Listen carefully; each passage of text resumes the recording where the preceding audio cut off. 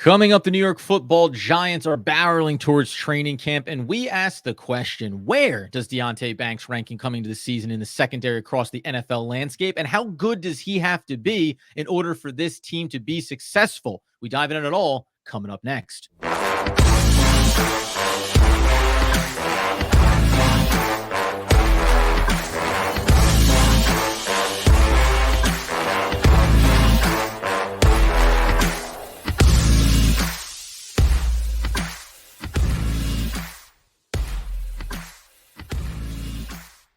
Yes, my friends. It is One Giant Podcast where we are your hosts. Over here, Adam Armbrecht. Over there, Andrew Makowitz. We're healthy. We're wealthy. We're wise. We're waiting for training camp to start. We're thinking back fondly on all the mandatory mini camps and some rookies looking good and all that buzz. Maybe some hard knocks coming up as well.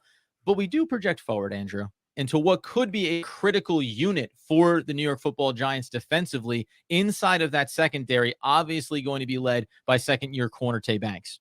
Yeah, we talked a little bit about Malik Neighbors and his impact on the offensive side of the ball. When you look to the defense, we'll get into Tyler Newman and Dru Phillips at a later date, but really the eyes go back to Tae Banks, knowing exactly when he got drafted by the Giants, 24th overall last season. They drafted him to be the heir apparent, cornerback number one that was going to take over for Adoree Jackson and show up and show out. And so what I think is important, Adam, starting with Tae Banks, he is such a critical piece to what the Giants are hoping to do. If you can eliminate one side of the field or have a guy in man-to-man coverage that you don't have to worry about, it's a huge benefit. So Pro Football Focus put out a list about a week ago that said the top 32 cornerbacks ahead of the 2024 NFL season. So Adam, Tae Banks, they ranked 32 cornerbacks. Where do we think Tae Banks fell in that pecking order? I was going to say maybe he's closer to like 18, like 18 to 20, like something in that range. He's not even on the list. They don't even have him in the top 30. I thought, but hey, Andy's setting this up here. Oh, he's a fringe top 10 corner coming into year number 2. No, I am not. It's the opposite. I think he's the opposite. He's actually looked at quite negatively around the league. Yes, around the league, they do not look necessarily at Tae Banks' performance and it screams jump year 2 Pro Bowl or all pro type player. Obviously, you have guys like Patrick Surtain, Sauce Gardner, even Jalen Ramsey that are playing at an elite level. But some of the advanced metrics, at least according to people like Pro Football Focus, don't really think that Tae Banks performed that well. And Adam, I'll give you just one stat. So they did their rankings. Out of all the defensive backs that were drafted last year, 22 of them, he ranked 18th in his overall rookie grade at 51.4. Really, the challenge was week 7 to 10, where he allowed almost 400 yards and had a 32.9 coverage grade. So in the middle of the season, a lot of the advanced metrics were saying Tae Banks wasn't looking good. And now, listen, we understand how much of a tire fire the Giants season was. Couldn't move the ball on offense. Wink Martindale's scheme kind of leaves people out on an island to potentially get burned. But is it surprising to you to see that Pro Football Focus thought of him so negatively last year? And even like looking forward into this season, that he's not even considered one of the top 30 to 35 best corners in the league. Yeah, I mean, I guess my first thing would be, you mentioned a couple things. One, rookies, obviously, they're going to go through struggles. They're going to have some of the learning curve and the growing pains like that. That's one part of it. Okay, but, you can go through the list and probably find other examples of young cornerbacks first couple of years in the league that are on there where we feel maybe Tae Banks should. You mentioned the struggles inside of it. Listen, it's not excuse building, but it does feel like in the post-Wink Martindale era for the New York Football Giants defense that there are some conversations being had about what stylistically he wanted to do, if it was best suited for the personnel that you had, and whether or not ultimately, if you're a blitz-heavy scheme, you know that you're going to leave your outside cornerbacks on an island more often than not. And that's not an excuse for Tae Banks because we expect him to be the type of corner that can lock guys down one-on-one. But it can offer more opportunities to be exposed, especially if you're still in the process of learning how to play physically at the line, right? Bumping them in coverage, how to stay with them downfield, how to recover in some of those looks, including communication also on the back end of the defense. So I know that just does sound like a laundry list of excuses for why Tae Banks, maybe some of the numbers don't look as good, but I don't have a hard time squinting and thinking it's going to be better when you have a little bit more of a balanced system in place as opposed to Wink. Yeah, well, and what's interesting is Football Focus does acknowledge that he improved in the final 5 games, and they said, quote unquote, allowing no more than 40 yards in any of them while earning a respectable 66.9 coverage grade. So Right. as the season went on, he got stronger and stronger. He doubled what his coverage grade was earlier. So you can see the progression, you can see where things are going.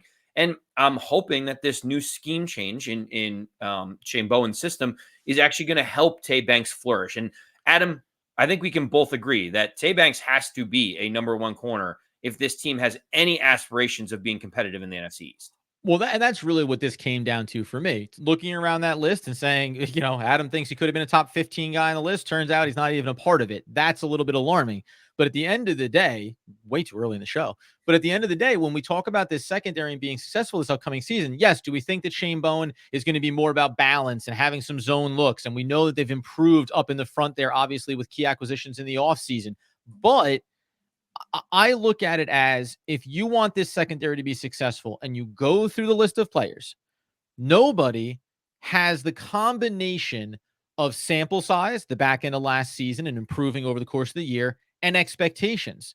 There is not another first round player that the Giants drafted in that secondary. So, of course, like, Tae Banks needs to be able to be, for Shane Bowen, at certain points and certain times, the player that he goes, you go lock down the number one, because then, yes, we have a nice collection of characters here, but we can't ask them to have to go do X, Y, and Z. Need to be able to eliminate one side of the field on certain downs and distances so that we can make sure we're productive in some of our maybe blended zone looks, or sending a blitz from the other side of the field and trusting on the back end you're going to be able to lock them down. So this isn't even a referendum on Tae Banks and his development, but if we're thinking about this team being successful and the defensive unit being successful, he does need to be, more often than not, a guy that you can look out there and say, you take care of number one and we'll handle everything else.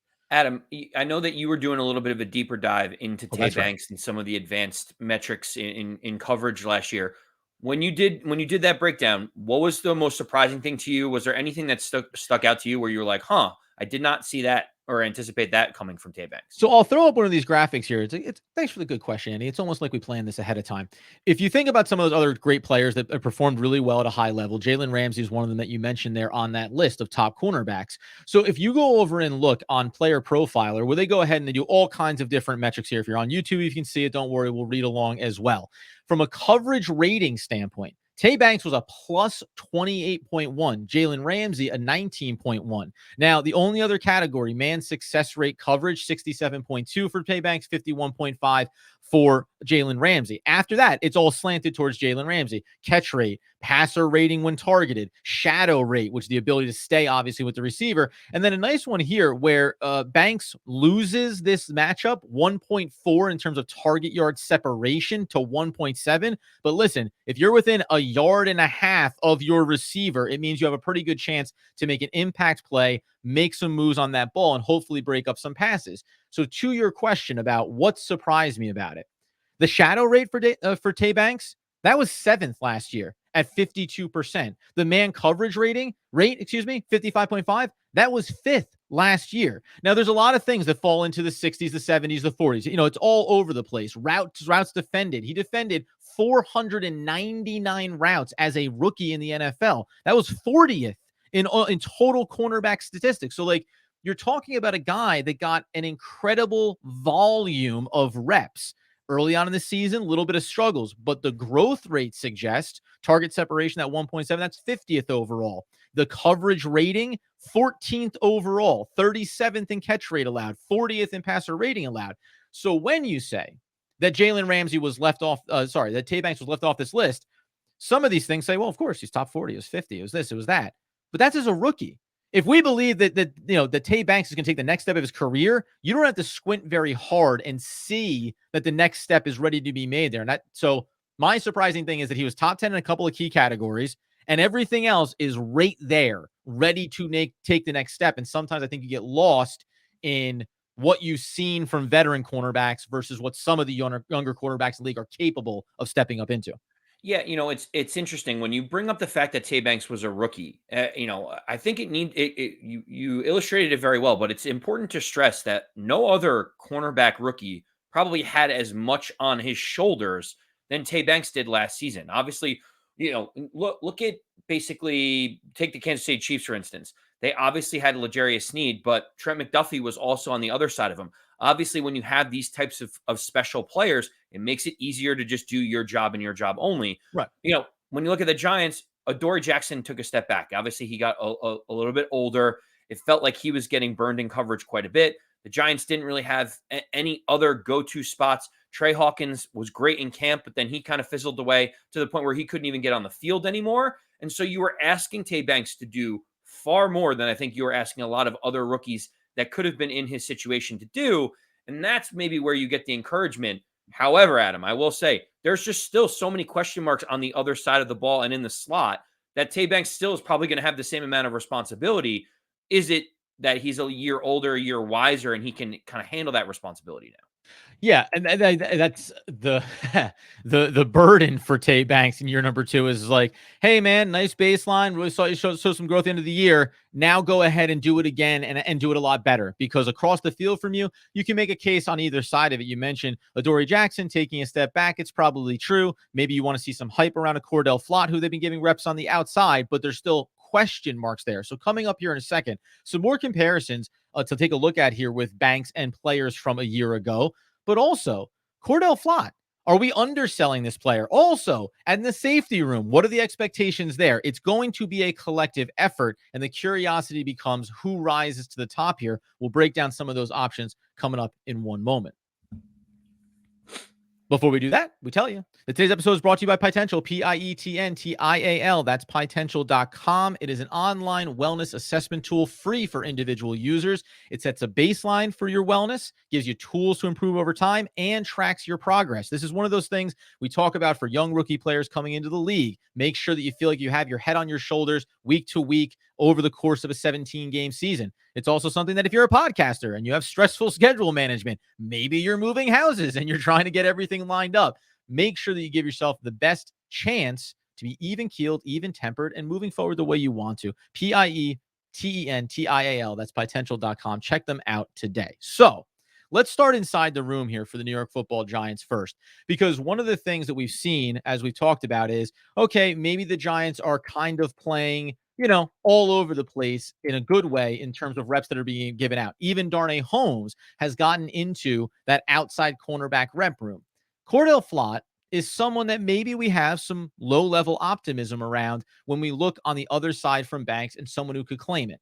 Now, his snap count, 51.7% of the snaps last year, was good for 97. So the sample size is small, and sometimes you get exposed the more that you're out there on the field. It's worth noting, though, his man coverage rate, Andy, was 53.8. That came in 10th.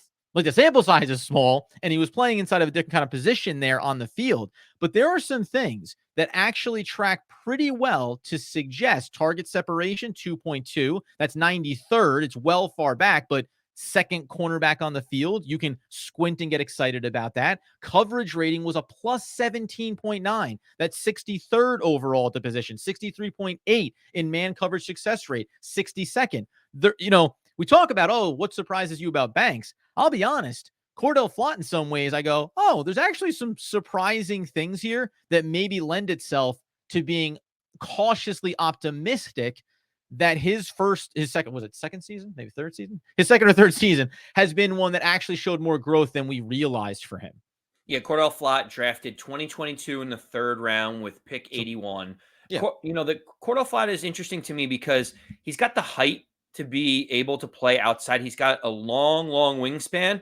And that was the first thing, by the way, real quick. That was the first. I was like, oh, that's right. He's almost 6'1". Like, I forgot because he's lean and because when he was drafted as well, we'll put him inside. He'll play against the slot because he's not as big. But now all of a sudden, if you get some weight on you, that helps you with that length and size on the outside.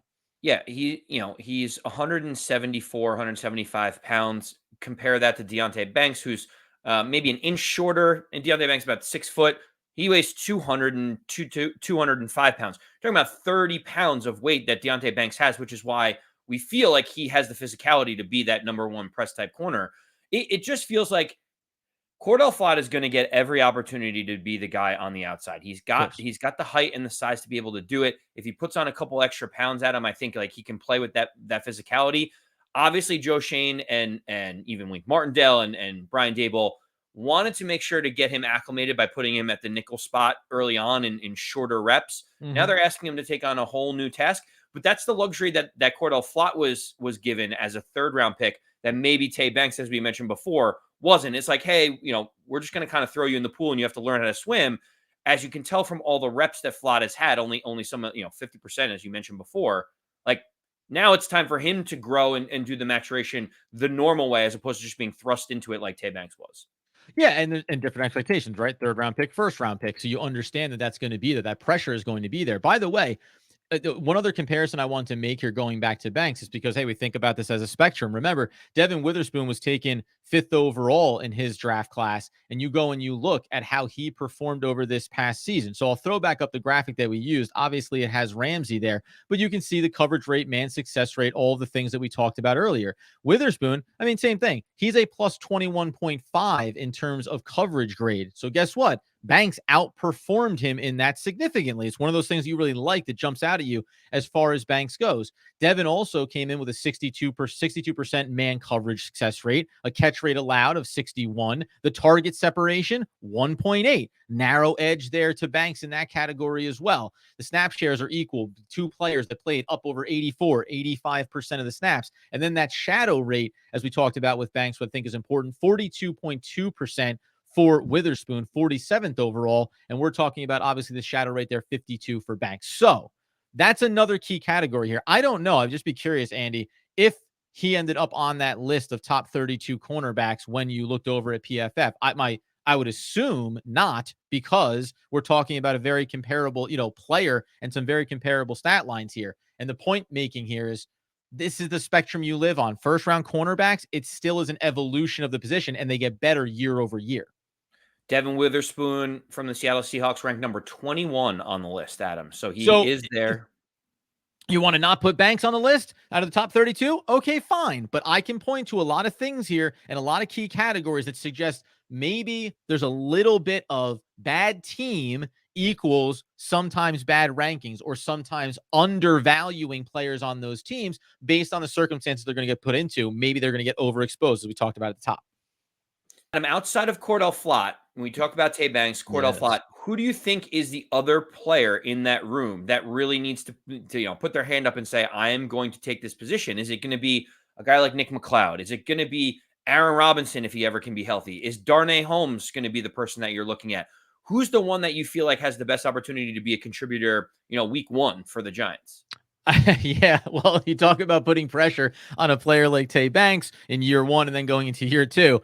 I hate to break the news to you, and we'll talk about this safety room, and I think that's a little bit of a slightly separate category. It's Dru Phillips. Like, it has to be Dru Phillips, because I like Darnay Holmes, or I like the story of Darnay Holmes. If you listen to the podcast, I fall in love with guys that are trying to scrap and fight their way for roster spots, that are getting some reps on the outside. Maybe there's something there, but samples have suggested that it's been difficult for him. You look around the room, we know they also signed Herndon, but he's a veteran and has some limited reps. We can talk about him in a second too.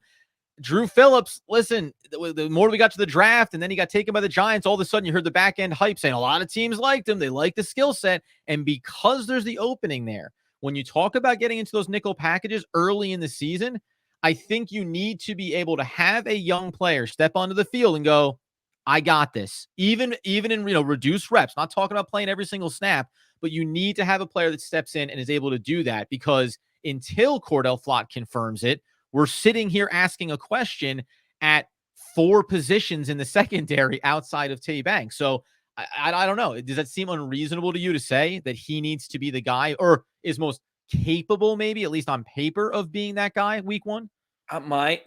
Adam, it's not. Well, I think it's slightly unreasonable, just because he is a rookie. He's playing in the slot. We know some of the limitations. He wants to be up in the box. He wants to be physical.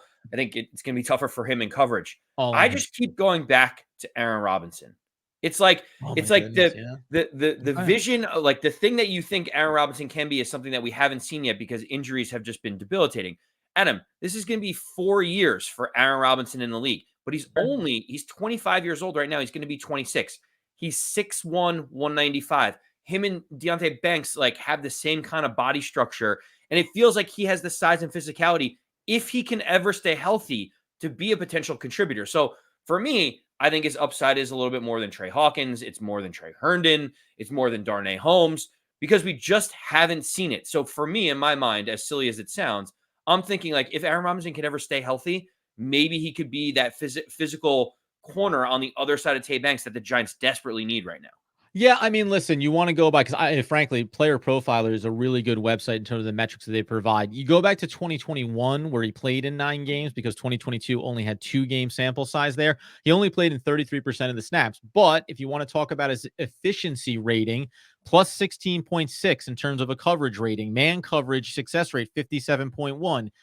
The passer rating when targeted 81.3, and then target separation, these 2 categories we talked about, target separation 2.1, shadow rate 61%. So if you're watching visually, you see me kind of grimace when Andy brings it up because it's like, oh, we're going to go back to this well again. However, he does, in theory, with the biggest sample size back in 2021, he might be the guy that on paper from a few stats actually has shown the ability to be that high level successful on the other side of the field. It's the injuries, man. It's just, fool me once, shame on me. Fool me twice, shame on you. Like we're into the third iteration of getting irrationally excited about Aaron Robinson, but I do wonder how the team feels about him. And right now you're still waiting to get that sample size and see if training camp is going to bring that opportunity for him. Well, and the bar for him, as we mentioned before, is not that high for him to reach. You're talking about him having to outperform Trey Hawkins, who couldn't get on the field, Trey Herndon, who just got signed during the middle of camp, Darnay Holmes, that was signed for the veteran minimum. You talked about Dru Phillips probably going to play inside on the slot. Talking about Cordell Flott starting to try to grow. There is a role for one of these corners to be able to come up there. And I think Aaron Robinson, if healthy, has the best upside of them. But again, that's just such a big if, right? Oh no, of course. And the one other name you mentioned here, because we're gonna do a whole other episode talking about that's the back end of the secondary, excuse me, the safety room, because I think there's a lot of impact there as well. And there's a few different names obviously getting thrown around, including having a new rookie and Tyler Nubin in the room. But you mentioned Trey Herndon, and I think just to close out here, because there's one question I want to ask you when it comes to the cornerback room as it stands. When you look at Trey Herndon, I think we all say, hey, veteran, you bring him in the room, and does that feel like the safety net in case Cordell Flott doesn't claim it, or if you want to move him around the field and just having another body in the building? The only thing I'll remind people when it comes to him is that this is a player who, yes, started in his second season 16 games, started 14, started 12 in 2020.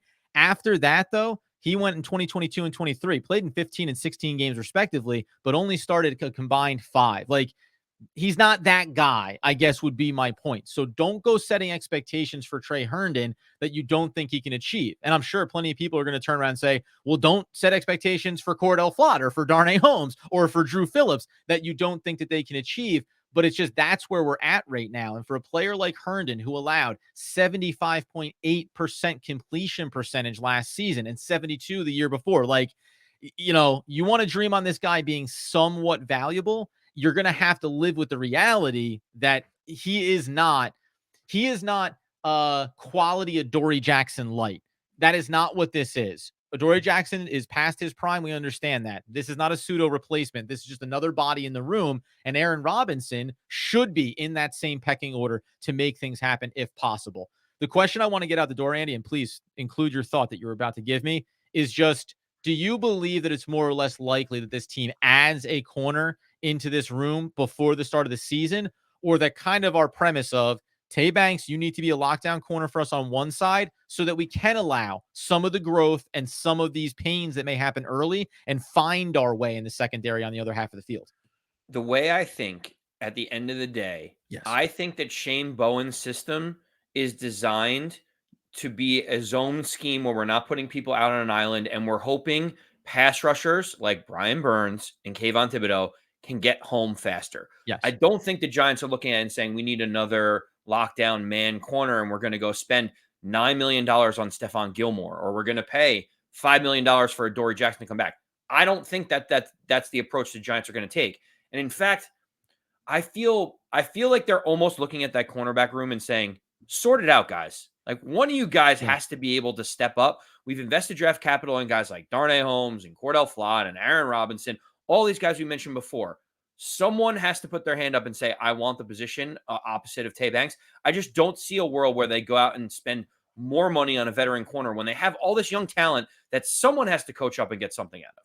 And that's what it comes down to me. It's like there's too many bodies in this room to turn around and say, let's bring in the veteran talent. And guess what? It is relative to expectations for the season. If you're a deep playoff team, we want the veteran. We're going to go get the veteran. But that's not really where the Giants are as an organization. So it should be okay. And fans should be, I think, kind of cautiously excited about the idea of Cordell Flott and Dru Phillips, and maybe and Robinson gets back on the field. Hey, we're going to mix it up. It's going to be an opportunity. McCain, there's a lot of players in this room, and they're all kind of in that pocket where it's like, hey, let the cream rise to the top. And hopefully you end up with a player that's on the younger side emerging, because that means it's been a successful training camp and a successful season going forward where these guys can be a part of the building blocks for the New York Football Giants. We still have, Andy, an entire safety room to talk about, which we didn't get to. It was too juicy. Cornerback was too juicy. We'll touch back on this as training camp obviously begins, because this is going to be position battles to watch. Maybe one of the most exciting groups to watch from a training camp standpoint.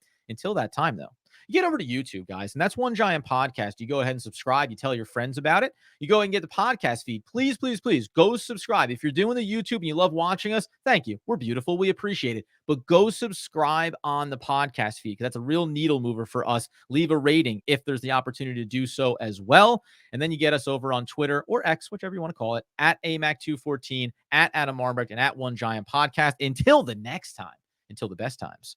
As Andrew Mackwitz would want, need, and nay, demand the people know. As always, let's go Big Blue.